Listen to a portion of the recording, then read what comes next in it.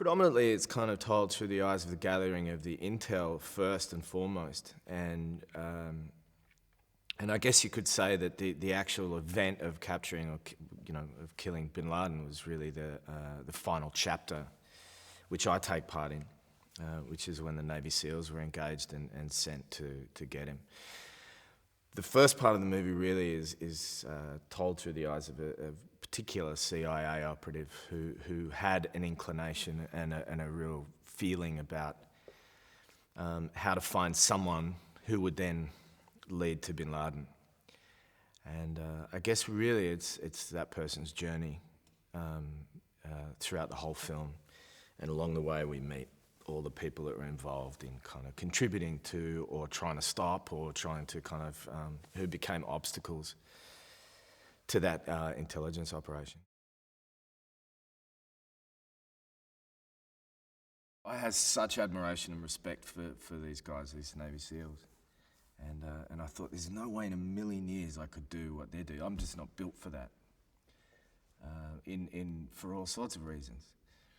And then Kathryn would come up to one of the guys, I think one of the Navy SEALs was there one day, and he's there to advise, but he's also on camera. Kathryn runs up to him with a line of dialogue and says, hey, can you say this?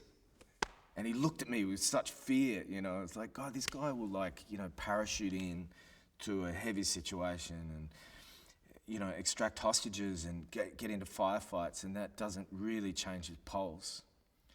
And yet you give him one line of dialogue in front of a camera and he's freaking out, Kathryn is very grounded. She really likes actors, which, obviously does well in the minds of actors, because they like to be liked and they like to be appreciated. And she has a real kind of easy confidence about her. I mean, Kathryn is not demonstrative on set. She's not constantly telling you how smart she is. I think she's just very quietly confident. Her homework is there. She's done her job. On set, she has a very easy style with everybody. Nothing much phases her. If it did, I never really saw that. And there was some really difficult, chaotic situations there. So yeah, it was a very calming force too, which is great, because for me, I like that environment to work with. Mark has a great skill as a writer, I think. He knows this world so well. I think obviously his background as a journalist has sort of put him in good stead, and he very much proved himself on The Hurt Locker, really, really kind of planted his flag in Hollywood instantly. I mean, I think he wrote one movie and got one Oscar, and that's a pretty good ratio. And then he follows it up with this, and that's a big task to take on. Now, talking about the film as one hand is about the gathering of, intelligence. I think almost Mark kind of deserves an award, a separate award, or recognition for the gathering of intelligence about this whole situation.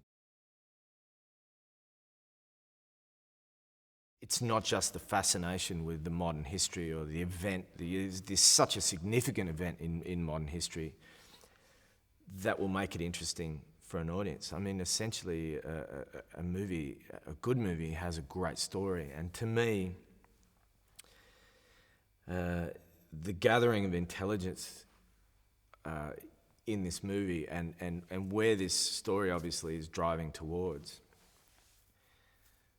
is in a way such a kind of a global, massive and intricate detective story. And to me, I personally find that stuff really fascinating.